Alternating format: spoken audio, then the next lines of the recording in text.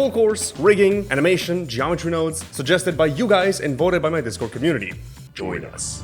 Today we're learning how to make stylized visual effects in Blender. It's actually pretty simple. Now I do expect you to have a basic understanding on the software, and if you don't, I have plenty of material, and so does technically the rest of the internet, but go watch mine because it's better. But with that said, let's go. Let's create this stylized flame effect. This was originally made by Sambam Productions, but I've modified it a bit. And we'll start by adding a UV sphere and giving it a subdivision surface modifier level 2. You can also do this faster by pressing Ctrl 2. Ctrl 1 is level 1, Ctrl 2 is level 2.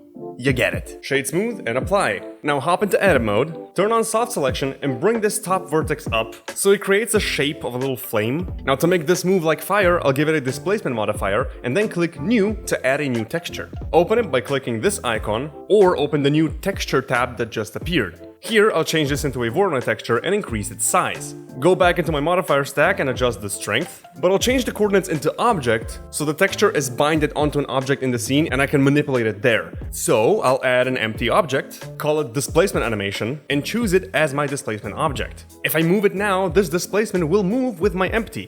So, all I gotta do now is add a driver to my Z position, so it always moves automatically. So I'm using a frame rate of 30 seconds, and that affects the speed of the animation, so if my playhead is faster than yours, that's why. I'll just click the Z position and type in #frame divided by 10. This feels like a proper speed. Okay, now for the shader. I'll give this an emission shader, and let's begin by making the fire color gradient. Add a gradient texture with the texture coordinate and mapping node. A great shortcut is Ctrl and T, but you need to enable the Node Wrangler add-on for it. I know every tutorial says that, but not using this is illegal. I don't make the rules here. Oh wait, yeah, I do. Rotate the Y-axis on the mapping node by 90 degrees and add a color ramp node. I'll make the beginning white and the ending red, and then I'll add all the in-between colors of the fire to complete the gradient. And I'll plug this into the color inputs of my emission node shader thing. You can also set the color ramp's interpolation mode into B-spline to get a smoother result. Great, and now we need a mask for the top of the flame, they gotta disappear. Add a Voronoi texture and give it the same mapping setup as before, but this time set the input to object, which will once again let us use an object to control the texture.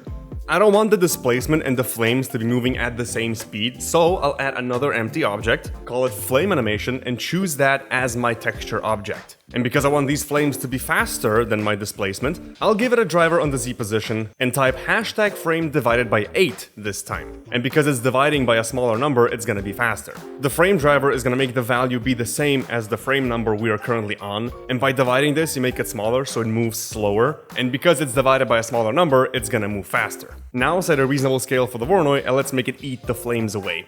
Add a math node and set it to greater than. And this is our flames alpha mask. Add a mix shader node and a transparent BSDF node, and plug this mask into the factor and connect your shaders to it. Whenever this mask is white, it's gonna use the second socket, and whenever it's black, it's gonna use the first one, which in our case is transparent, so it's gonna make it invisible. But I only want this to happen at the top of the flames, not across the entire thing. So I'll duplicate my gradient texture setup and make it so the black part is at the top. I'll rotate the Y-axis to -90 degrees and offset the X location by 1. Now I'll add a math node before the greater than and set it to add, because I want to add this gradient on top of my mask so the bottom is now brighter and it doesn't fall within the greater than threshold, so it's not going to be eaten away and the flames only happen at the top. That's the logic. You can also tweak that, by the way, so it looks more like a flame. And the final step is the embers. I'll duplicate the sphere and scale it up in edit mode so it's bigger than the original. I'm also gonna click this 2 number next to the material so it makes a copy of that material. This number tells you how many objects are using the same material, and by clicking it, you make a duplicate of the material which is now only on this object, so tweaking this isn't gonna mess with the original. I'll call it embers. I want the embers to go even faster than our flames, so I'll duplicate my frame animation empty object, call it ember animation, and adjust the driver to be #frame divided by 6. That's real fast. I am speed. I'll also add a +5 in the end, so I offset the animation by 5 frames, so they don't start in the same place when the animation begins. And now in the shader editor, I'll select this new empty object to be the driver for the embers Voronoi. I want my embers to be visible closer to the top though, so I'll rotate my gradient mask back and reset it, and change the add math node into multiply. So the white parts remain the same and the black parts are taken away from it. Tweak your greater than node so the tops are visible and very thin. You can also preview this node using the Node Wrangler. Control-Shift-Click wink wink, or offset the gradient position to fine-tune it. You can also add a second flame or change the shape of the embers or whatever. You can play with this. To get dotted shadows like the comic book art style, we need to make a custom shader that replaces shadow falloff with ever-growing black dots placed in a grid. For that, I will begin with a texture. Not because we need it, I just want to show that it also works with textures. Single colors also work. Let's begin by making our dots. Add a Voronoi texture and put its randomness value to 0 so it's all in a grid, and then pick the scale you like. You'll get weird steps on curves because it's using a uniform grid in 3D space to place it, but you can add a texture coordinate and mapping nodes and set it to UV to avoid that. But then you have to UV unwrap the model, and nobody likes that. Plus, you still get seams, because it's UVs. So you can set it to window, which is always gonna project it from your viewing window and just ignore the UVs. Which also feels closer to actual comics, so I'm gonna use that. However, if you move the camera further or closer, the dots remain the same size, so be careful of that and choose whatever you want. Now we'll add a math node and set it to greater than. This will give an output of 1, or white, where the value is greater than the threshold, and a value of 0, or black, where it's smaller. This will reveal your grid. And because the Voronoi texture is actually a gradient, moving the threshold up and down is just gonna feel like the dots are scaling. Now the next step is using light to drive that scale. I'll add a diffuse BSDF node, which is gonna be our light catcher. This will detect where the light is on our model. I'll run it through a shader to RGB node, which is gonna convert all the shader information into color information, as if the thing you're viewing right now is just a regular image texture. This node only works in Eevee though, but that's fine. We're making stylized effects, that's usually done in Eevee. For all the cycles boys, I'm sorry. With the shader to RGB node, we now have a black and white mask, which we can use as our threshold for the greater than. We are comparing actual light on our model and scaling the dots accordingly. But it's the other way around, so I'll add a map range node and invert it by changing the 2 minimum and maximum values from 0 to 1 to 1 to 0. You can change the 2 minimum value to change the maximum scale of the dots, because they're flipped, it's maximum, not minimum. And the 2 max value will control how light sensitive the grid is. Now let's add a shader to RGB after our principal BSDF as well, so we've got color values across the entire shader, which is much easier to control. Then add a mix color node and set it to multiply. Plug our principal BSDF results into socket 1 and our dot mask into socket 2. The factor now works as an opacity slider for the dots. You can change the color by adding another mix color node set to lighten to our dot mask, where the bottom color is going to be the color of the hatching. Now this works and it's responsive to light. And if you want to shade your texture flat, you can just bypass the principal to BSDF thing. That's your choice. But comic book shaders usually have outlines as well, so I'll add a Fresnel node, which gives us a mask around the edges. If you drop it down below 1, it's gonna become much sharper and scale linearly. Add a math node, set it to add, and add this Fresnel effect onto our existing map range node, before it's fed into the greater than node. We could have easily added it after the whole mask and get a solid line, but this way it's affecting the dot grid as well, so the edge is more wavy and imperfect. But in the bright parts, the line still disappears, which looks odd. The shader is still comparing the dot grid value to our mask, so if this edge value was bigger, so would be the dots until they cover the entire line. So I'll add a math node set to multiply after the Fresnel and just increase its value until the edge is filled. This works because the middle of the mask is black, which is 0, and multiplying with 0 still gives you 0. The edge has a value of 1, so multiplying that is going to increase it, so the value is only bigger at the edges. Boom! If you want to add specular highlights, you can do that with another light catcher, except this time I'm using the glossy BSDF. Run it through the shader to RGB node again, and then through a color ramp node so I can clamp it. Set it to constant for better results. Add another mix color node, and this time set it to add. Plug the previous result into socket 1, our new mask is the factor, and socket 2 is the color of the highlights. We've got specularity. You can add an opacity function to it by adding a mix color node to our mask before this. Set it to mix, put the mask into socket B, and set the socket A to black. The factor now works as the opacity for the specularity. Because by putting it to 0, it's using socket A, which is black, and adding black doesn't do anything, and setting it to 1 uses socket B, which is going to add this on top of your shader. Makes sense.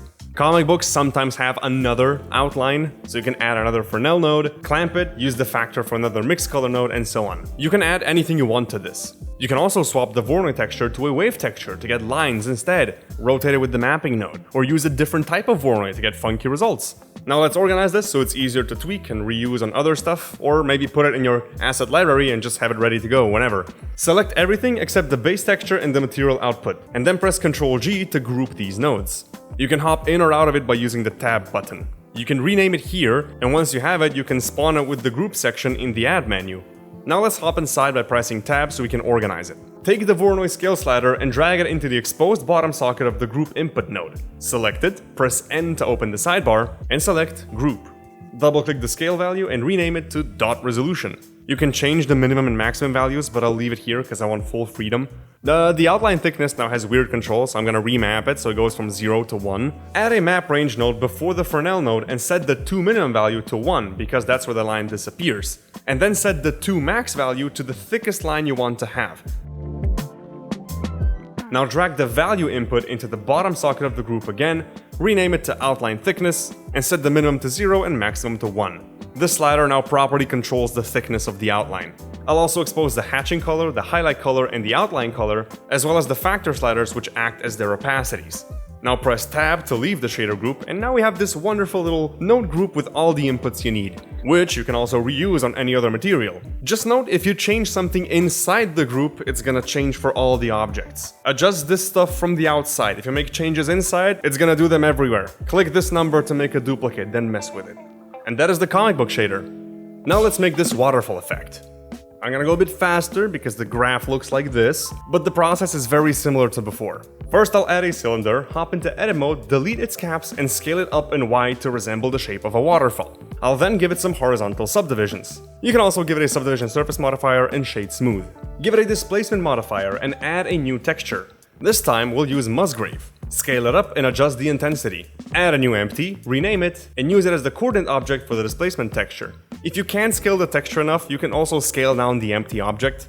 Give it a driver #-frame so it moves down instead of up, and now let's tackle the shader. Remove the principal BSDF and add an emission shader. Now add a noise texture, give it the mapping coordinates, and then use the UV input because cylinders come with pre-made UVs, which we're gonna take advantage of. Scale them up on the Z-axis to stretch them. If we run the noise texture factor output into a color ramp, set it to constant and give it watercolors, we already got something pretty nice going on. But if we try to animate this, everything moves uniformly, which is lame. Oh right, give the mapping node a #frame divided by 20 driver so this thing actually moves. I'll duplicate this entire setup, change the scale a bit, animate it with a different speed, say #frame divided by 16. Oh, and add a +5 in the end, so it's offset. And give this brighter watercolors. This will be our second layer. Now pull out a third color ramp, set it to constant, and clamp it like so. This is our mask. Now add a mix color node, connect the first color ramp into socket A, the second one to socket B, and the mask into the factor. We now have this. And I've actually realized it works better if you set the color ramps to linear, so there's a little bit of a blend between the colors. So forget what I said before, I'm keeping this smooth. Now let's add the foam bits. Add a Voronoi texture, map it, animate it falling down with a different speed, clamp it with a color ramp node, and then add a mixed color node. Put the previous result into socket A, the mask we made into the factor, and change socket B into white. Boom. Foam. Now let's add some reflectivity. Add a glossy BSDF node, run it through the shader to RGB node. I'm gonna clamp it with a color ramp to make a reflection mask, add another mixed color node, and this time set it to add. So I was gonna add this on top of the shader. Plug the previous result into socket A, this mask into the factor, and the socket B should be gray and slightly blue. The brightness of this color determines the strength of the reflections, and making it black is just gonna turn them off. Let's give it some shading as well. Add a diffuse BSDF node, shader to RGB, clamp it with a color ramp, and that's it. Add a mixed color node, set it to multiply, previous result to socket A, this mask into socket B, and the factor slider is now the opacity. Good job! Next, let's add those foam lines that are usually in anime. Add a wave texture, orient it so the waves are horizontal, scale it way down, bump up the distortion and detail and tweak the detail scale until you get foamy uneven lines. Then give a #frame divided by 7 driver onto the phase offset, so it all starts moving down. Clamp with a color ramp, but this time I'll make a little thicker belt in the middle with 2 white points so the transition from black and white is pretty harsh, and use this as my next mask. Add a mixed color node, plug the previous result in socket A, this mask into factor, and set the socket B to white, and now we have these lines going down. Now let's give it some transparency, we're not done yet. Duplicate the starting noise texture and mapping, animate it moving down with a different speed, and clamp it with a color ramp like this. This is our alpha mask. Now add a mixed shader and a transparent BSDF. Plug the transparent BSDF in the top, your final result into the bottom, and this mask as the factor. And now the final thing, I promise this is the last thing, we'll duplicate this waterfall, scale it so it's bigger than the previous one, duplicate its material so we can independently change it without messing the previous one, scale the alpha noise up a bit so the bits are smaller, and make the color ramp clamp way higher, and make the transition sharper for the second layer. You can change the speed by changing the drivers, you can make it more or less complex by scaling up the noises, and you can change colors in the color ramps, or make it more uniform by removing some colors from the gradient. Now it's all about fine-tuning. If you set all the color ramps to constant, you get this stylized illustration effect. That was my first attempt, but I stuck with this. For this stylized explosion effect, we'll add a UV sphere and roughly model it to resemble an explosion. You don't have to be too accurate, this is just a general shape. Then you'll give it a new shape key and tweak it to look like the explosion is growing. If we scale this object, it's not gonna work, that's why it has to be made with a shape key. You'll see why. Plus, you can make this shape evolve over time. You can even add multiple shape keys that add on top of each other to get complex evolution. You can also decrease the range minimum value on your shape key settings, which will let you animate negative values, and at the start just animate the scale up to make it fully disappear. Next, give it a displacement modifier, make a new texture, open the texture panel, make it a Voronoi texture, and choose the distance squared option. Then obviously scale it up, but if you hop back into your modifier stack and change the strength to a negative value, it will look like this puffy cloud of little spheres. See what I'm doing? Now add an empty object, rename it, and use it as the texture coordinates. Now instead of a driver, I'll animate it manually, so I can give it an ease out. But then also give it a driver of hashtag frame divided by 90 on the Y rotation, so the blobs slowly evolve over time and not just move up. You can also animate the texture size by scaling the empty object, and animate the displacement intensity so it adjusts to the new scale of the explosion. For the shader, I'll add a diffuse BSDF and run it through the shader to RGB node. And this time I'm adding a sunlight so I can see exactly what I'm doing. We're making this one more detailed. Add a color ramp node, set it to constant, and give it some pretty colors. Brightest ones are yellow, and then it slowly goes towards dark orange. We're not quite done here though. We'll add a Fresnel node, which will mask the perpendicular viewing angle, so mostly the sides. We'll clamp that down with a color ramp to get a mask. Then we'll add a mixed color node. Plug our explosion into socket B and plug the mask into the factor. Now we're adding the socket A color into the middle of the explosion. So I'll just make it really intense yellow so it feels like it's burning hot. You can make it more intense by clicking on the value, which is the brightness, and typing a number higher than 1. Yes, Blender lets you do that. Afterwards, you can adjust the mask color ramp to balance it better. And for the final thing, we'll add another color ramp node, coming from our shader to RGB node, which we'll use to make the explosion disappear. Set it to constant and add a new mix shader node, an emission node, and a transparent BSDF node. Same old as before. Plug our result into the emission node and into socket 1, the transparent BSDF into socket 2, and our newest mask into the factor. The newest mask is now blending between the two shaders. Before we continue, make sure you go into your material properties panel, drop down settings, and set the render method to blended. Then turn off the transparency overlap so you won't see the back faces. This is gonna fix the glitches, plus it's gonna make it look more 2D. Yo.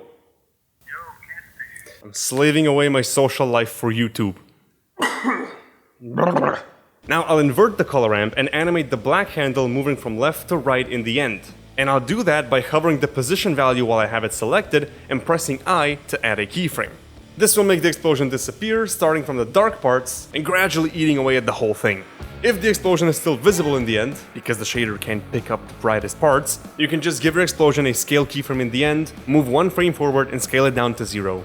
But an explosion alone isn't that powerful. We need to add some supporting elements. So first, I'll add a torus, make it really thin and animate it scaling down into the center of the explosion, and give it a purely white emission shader. I'll also add a Bezier curve, make all the points be vectors by selecting them and opening the V menu, make it point from the explosion start and go somewhere off screen. Now duplicate the curve in edit mode and I'll just use the 3D cursor to rotate around. You should get a single curve object which contains several disconnected curves, which all point into the center. It's important that the curve's start and end points are consistent. All of them need to either start or stop in the center. Their orientation matters. That's also why I just duplicated them and rotated them, so the end is the same. Go into your curve properties panel and make them thicker. Give it the same emission material, and now animate the start and end mapping values to make the curves draw in and then quickly cut off so they just look like energy lines rushing into the center. And to top it all off, add another chorus, give it some subdivisions, and animate it with shape keys just like before. Make them rush out extremely fast and then quickly slow down. Then give it a displacement modifier, texture, Voronoi, distance squared, scale up, invert strength, add a new empty object to use as a texture coordinate, give the empty a driver hashtag frame6 on the Z rotation this time so it spins, and finally give the smoke a shader, diffuse BSDF, shader to RGB, color ramp, constant, give it smoke colors. Now duplicate the color ramp so we can do our disappearing trick. Again, make sure the render method is set to blended and the transparency overlap is ticked off. Otherwise it's not gonna work. Add emission, transparent BSDF and mix shader nodes, plug them up and animate the color ramp. I'll make my smoke disappear in the end with the scale trick because the brightest pixels didn't want to go away. And now that I have this, I can duplicate this and rotate it however I want. You can also animate the toruses spin while they're visible, or add a keyframe for scale at the very beginning and bring the final one up so it looks like it's slowly scaling up as the explosion is going. Anyway, here's the final result. Let's make a blood squirt effect.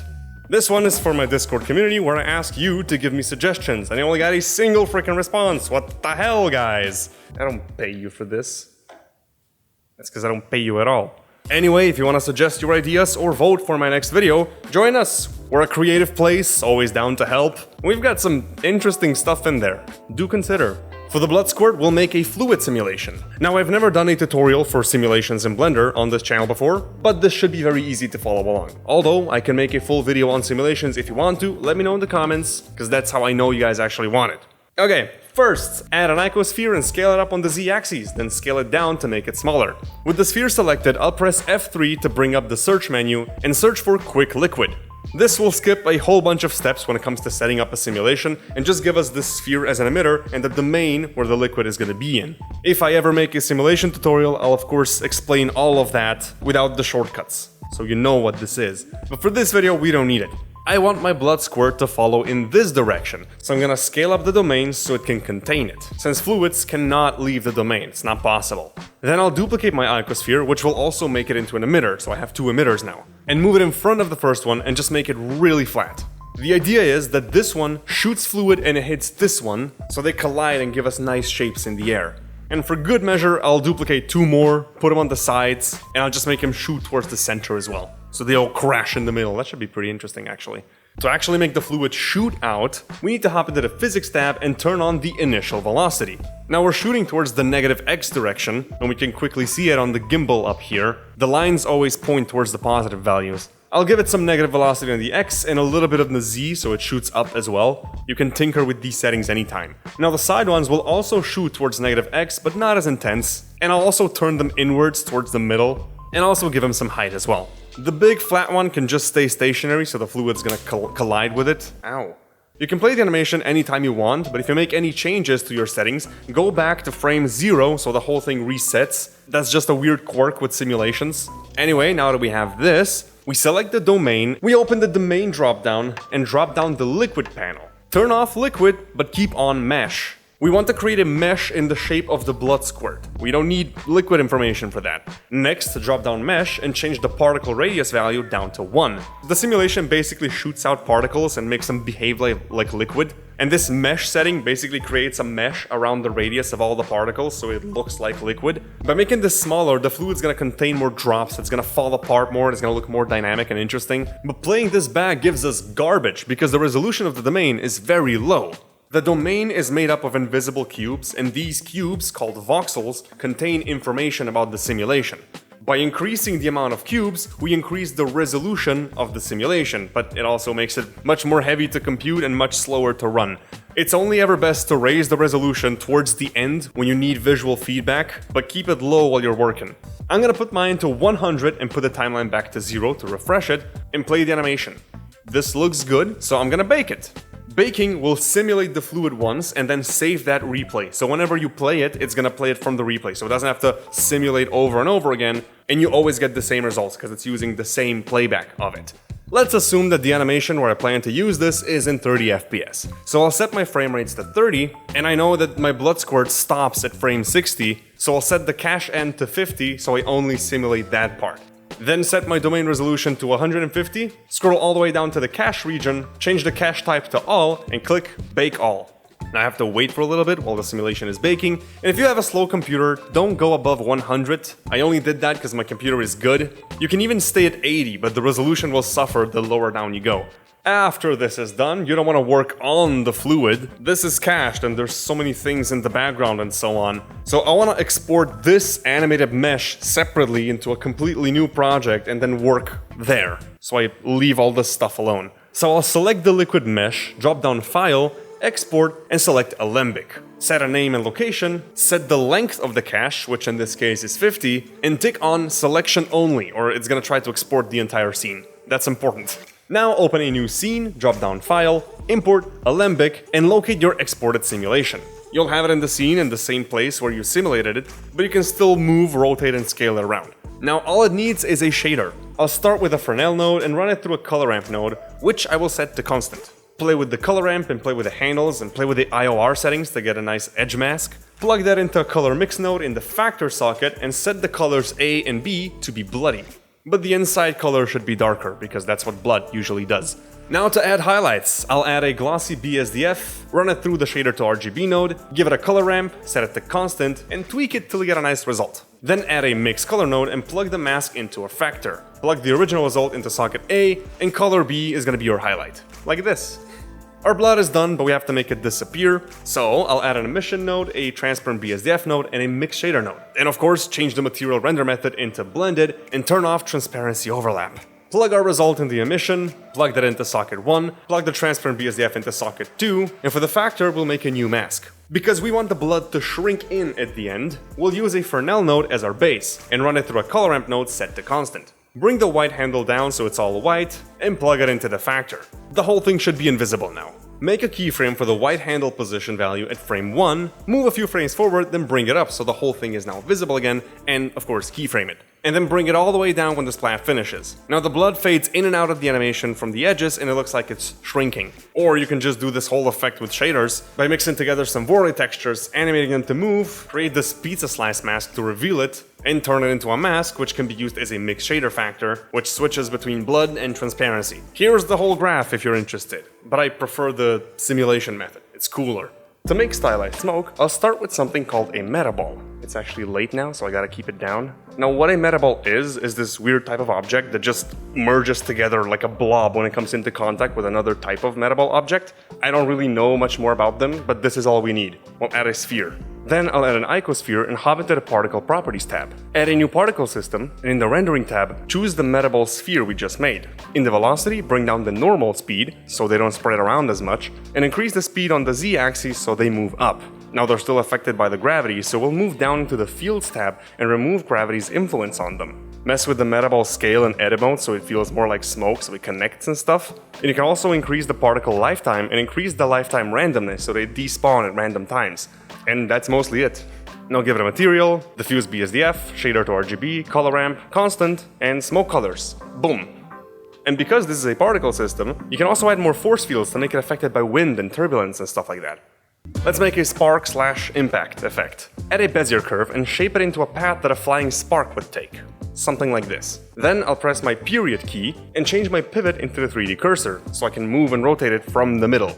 I'll duplicate this in edit mode so it's all part of the same curve. I'll just duplicate and randomize it a bunch, and once I'm done, I'll go into the Curve Properties tab and under Geometry give it some thickness. This is now our main shape, but I want the sparks to kind of taper out at the end, so I'll hop into edit mode and select the last curve points. Now I'll decrease the mean radius in the end sidebar or use Alt-S as a shortcut. Then I'll animate the start and end mapping parameters, so it looks like the curves are flying out and then disappearing. In the graph editor, I'll make this linear. If you haven't done this before, I have a video about it. Wink. Now to break the uniformity, I'll duplicate this curve object and just rotate it a little bit. Still around the 3D cursor, so all of them point towards the center, towards the same spot. And then offset the animation by a single frame. And I mean, this looks pretty nice, so I guess we can add the spiky circle object to make it more stylized. I don't know. Just add a mesh circle, rotate it towards the camera. You can also use object constraints to do that for you. I'll just do it manually here. Select everything in edit mode and then drop down Select and click Checker Deselect. In the option box below, you can increase the deselected value so the selection skips a few vertices. Scale these points up with soft select to get the shape. Since the spark effect is on the floor, I'll remove the bottom half of the circle, and then I'll give it a skin modifier, which will give this thickness. You can edit the thickness of the skin by selecting everything in edit mode and then press Ctrl and A for the shortcut to get the radius down. Now scale the circle up as the animation starts, and when it ends, just scale it back down to 0 and poof, it's gone.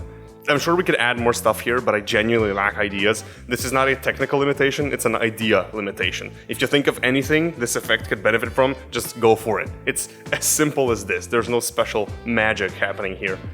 And finally, we'll make these energy lines, which I'm borrowing from Pierre Picou. I hope I'm pronouncing that correctly. I know it's French. To learn more about these effects, go watch his video, links in the description. He's got a great channel if you want to learn stuff, so pay him a visit. Great guy. But now, I'll start with the Bezier curve, which I'll shape into the entire path that my line's gonna take. Now, instead of giving it a round thickness like we've done so far, we'll give it some extrusion instead, so we get a flat plane, which makes the effect feel even more 2D. Plus, you can rotate it around the curve tilt and make the thickness more dynamic by scaling the point radius, you know, in the N sidebar or Alt-S. Now give it a material and hop into the shader editor. First, I'll make an elliptical mask that leans onto one side of the curve. So I'll add a gradient texture node and set it to quadratic sphere. Give it the mapping and texture coordinate nodes and use the UV input, because curves have UVs and we're using that here. You know, so it deforms along the curve. I'll offset the sphere by around 0.5 on both X and Y to get it in the right place, and then I'll add a color ramp node afterwards to bring up the contrast a little bit. Then I'll add another gradient texture node and connect it to the UV input.